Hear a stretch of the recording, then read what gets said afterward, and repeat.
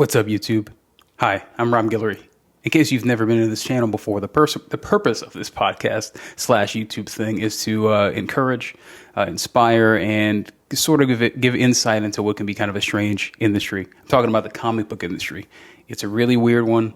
It's this strange amalgam of a bunch of different industries all in one. And I've been doing this for quite a while, and hopefully this podcast is going to be some help to you and whatever you're going through creatively.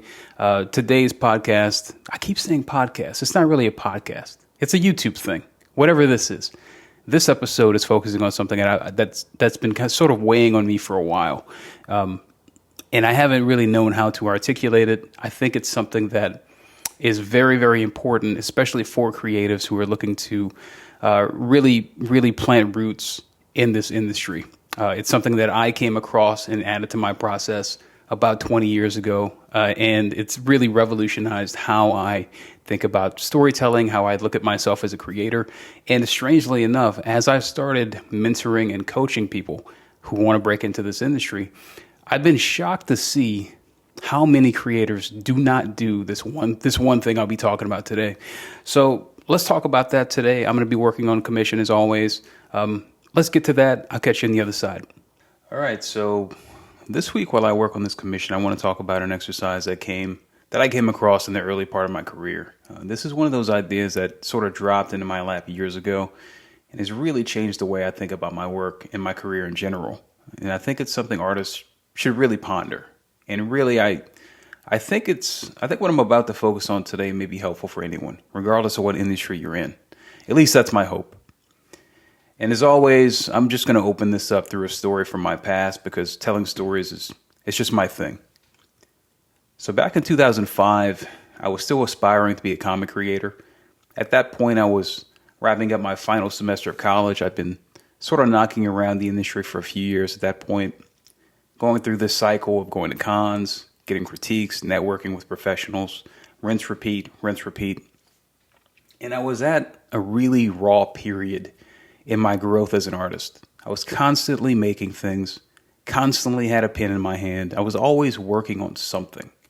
It was just a really raw, visceral time in my career. And one day, I was tinkering with an idea. I was sketching a thing out. I can't even really remember what it was exactly, but I remember showing it to my wife. It wasn't my wife yet, though I knew one day she would be. We had only been dating for a short time by then, but she was already super supportive over my career. And I showed her what I was working on because I loved getting her insight on things, and I still do. She had and she still has this uncanny gift for seeing what I often miss in my own work. But back then I had no idea that what she was about to say to me would change the way I thought about my art forever. And she just asked me a really simple question. She asked, "Why do you want to make this? Why?" Now, that's a really simple question. But again, I was in my very early 20s, and I was at probably the most elemental portion of my career. Up to that point, the only thing that fueled my creativity was the sheer act of just making stuff. I was just in love with making things. And up to that point, I had never once stopped to ask myself why I did what I did. And that's what I want to focus on this time. Why do we make what we make? Why do we get up every single day to do this thing that we do? Especially when it's just really, really hard sometimes, especially in comics. And for every person, it's going to be different. For me, my reason why has been different at different points in my life. But back then, when I was just starting out, my only reason was success. I just wanted to be successful. And that's it. Which maybe sounds reasonable to some people, and I don't know if it was or not, I'm not sure. But here's the thing. Let's jump ahead to 2009. I had just released a book called Chew with writer John Layman at Image Comics. And the month after the book was released, I attended San Diego Comic-Con, which, if anyone doesn't know, San Diego Comic-Con is this gigantic comic convention where hundreds of thousands of people go every single year. It's a big thing. Anyway, I'm at the show, and for the first time in my life, I was swamped by readers who just wanted to tell me how much they love my work. And a year later, we won our very first Eisner Award, which is sort of like the Oscar Award of comics, which is a big deal. So we were on bestsellers lists. We were being flown all around the world to places I never thought I'd see, making more money than I ever expected to make. Yet, at the end of the day, what I remember about that time, more than anything else, is returning to my drawing desk after winning those awards and just sitting in front of a blank sheet of paper and being completely frozen. I could not draw to save my life. And it wasn't because I was afraid. It wasn't because I was suddenly self-conscious. It was because I realized that up to that point, my entire why, the reason why I made things, had only been to be successful. I just wanted success for the sake of success. So what happens when you arrive at the place you've been aiming at for your whole life? What do you do then? And that's where I was. I had always just wanted to be successful. Well, I was successful. And now that I was successful, my why seemed super shallow. It just seemed paper thin. And it was not enough to keep me going.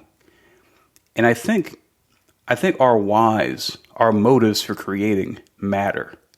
Especially if you're aiming for a long career in comics or really anything else. Without a solid why, without a real purpose and motive behind what you're doing, there's a pretty strong chance you're going to burn out one day. Or you're going to get bored and just walk away. I think that our whys keep us anchored when things get really hard. Which in an industry like comics, things can get really, really hard really, really quickly. So I think it's important to stop occasionally and just take inventory about our motives as artists. And I think if we don't consider our why, we could end up making things we actually hate. And this has been on my mind quite a bit lately as I've begun to coach and mentor young creatives. Recently, I coached a young writer who wanted help getting this story out of his head that had been in his head for a long time. And as he began to craft the outline for the story, my job was simply to read the script and ask questions.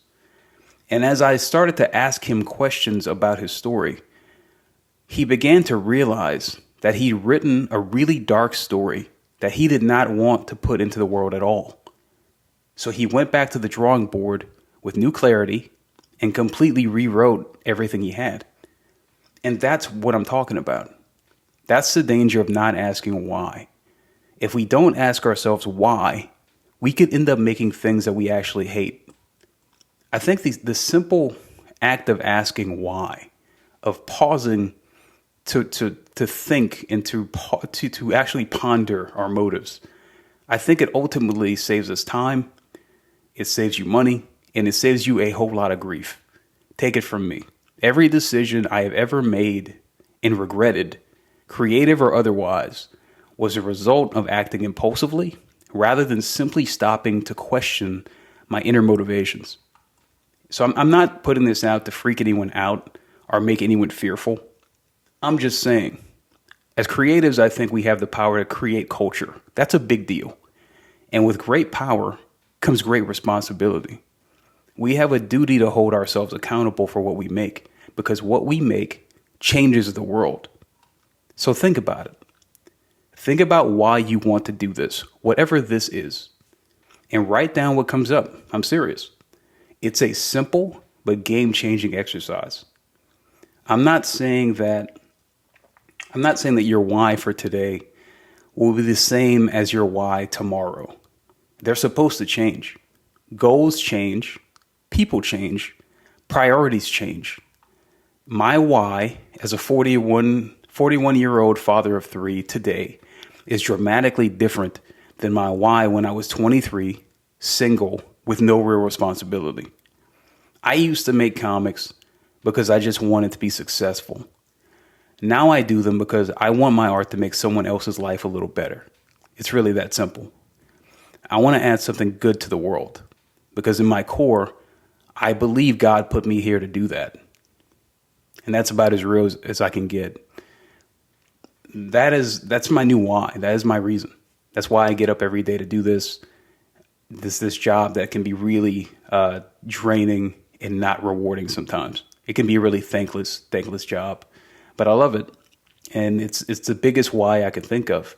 It's attainable. It's attainable enough that I won't get discouraged, but it's lofty enough to keep me chasing it for the rest of my life. I'm always going to do this because it's the only thing I want to do. So knowing your why will save you from making things you regret, and it will keep you going, even when it gets hard. It is that simple. You'll be better for it as an artist and as a person, and your audience will actually reap the rewards of it, I believe. But as always, I mean, that's just my 2 cents. This is what works for me. Just my opinion. Do what you will with it. But I think it's a good idea. I think it's something that will be helpful to you and wherever you are in your career and your craft. But again, I'm just a dude who draws pictures for a living. All right, so that concludes yet another episode of the Rob Guillory podcast / YouTube thingy. As I said, this is a bit more of a heavier topic, a more sober topic than I at least have been talking about up to this point. And I just really think that we as creators have an obligation to really know what we're doing. I think there's definitely a place for art's sake and that sort of thing. But what I'm talking about is specifically, there's a lot of creators now I've noticed that are sort of putting things out, not really understanding the level of impact that we as creators have in the world, period, as big as that sounds. So I would say, the exercise that I talked about in the video, just writing down and thinking about why you're doing what you're doing. If you have a book on your heart that you really want to make, why? Just the simple act of asking, why do I want to make this, clarifies things in a really nice way. And I think it just saves you a lot of trouble, saves you a lot of heartache, and I think makes you a better creator. And as a result, makes your art, I think, better. So that's it for this week. Hit me in the comment section. Let me know what you're thinking. Let me know what your thoughts of this episode are. Again, hit me up with some thoughts about future episodes. All the usual stuff down there. Like, share, subscribe. I'll be back next week with another one. Later.